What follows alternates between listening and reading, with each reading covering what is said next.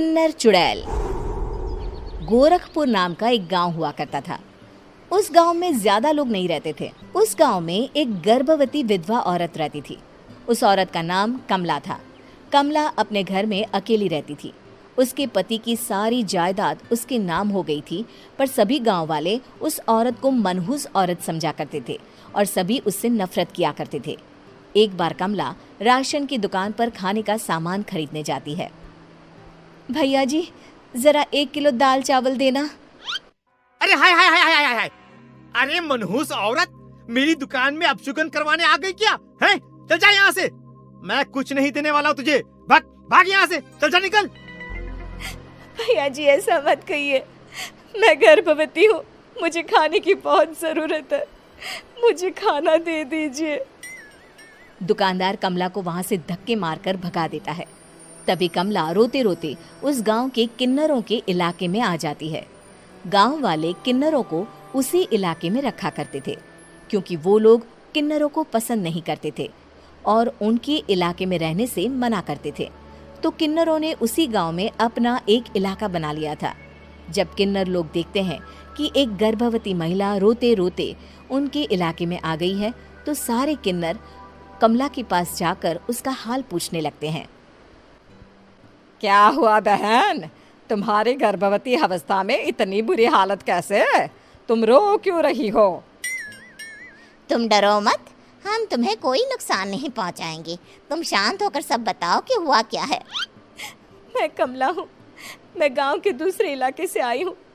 2 महीने पहले ही मेरे पति की मौत हुई है।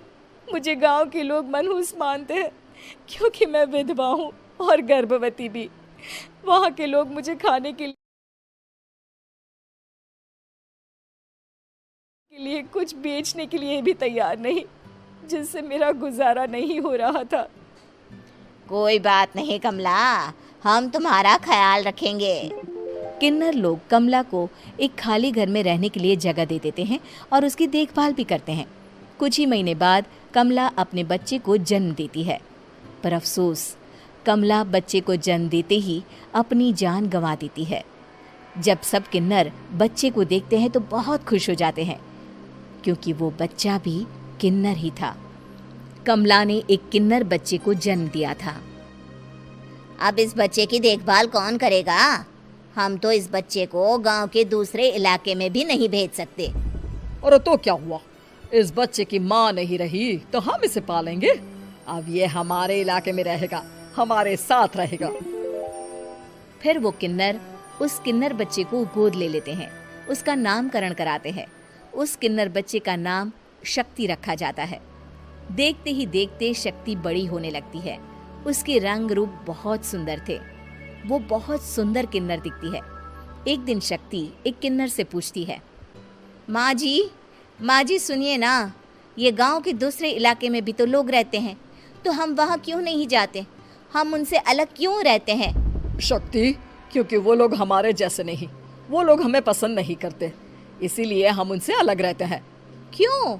वो हमें क्यों पसंद नहीं करते? मुझे एक बार उस इलाके में जाना है, मैं एक बार वहाँ जाकर घूम कर आऊँ। शक्ति, खबरदार, जो तू उस इलाके में कभी भी गई तो अपनी जान नहीं गंवाना चाहती तो उस इलाके में कभी कदम भी नहीं रखेगी, समझी? इतना कहकर वो किन्नर वहाँ से चली जाती है।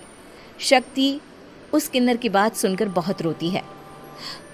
माँ जी, ऐसा कैसे कह सकती है? उन्होंने इतनी सी बात के लिए मुझे इतना डांटा। अब तो मैं उस इलाके में ज़रूर जाऊंगी। फिर एक दिन शक्ति गांव के दूसरे इलाके में चुपके से जाती है। ये लोग तो हमारे जैसे ही इंसान हैं, तो ये हमसे नफरत क्यों करते हैं? जब शक्ति उस इलाके में पहुंचती है तो गांव के सारे आदमी उसके रूप से मोहित हो जाते हैं। वो लोग ये अंदाज़ा नहीं लगा पाते कि वो किन्नर है। शक्ति की सुंदरता देखकर सारे गांव वाले उसकी तारीफ करने लगते हैं। तभी गांव का चक्कर लगाने गांव के जमींदार का बेटा हर्ष वहां पहुंचता है। हर्ष भी दिखने में बहुत सुंदर होता है। जब हर्ष ने शक्ति को देखा तो वो भी उससे मोहित हो गया, और जब शक्ति की नज़र हर्ष पर पड़ी तो वो हर्ष को देखकर मोहित हो गई। आपको पहले कभी इस गांव में देखा नहीं। इस गांव में आप नए हैं क्या?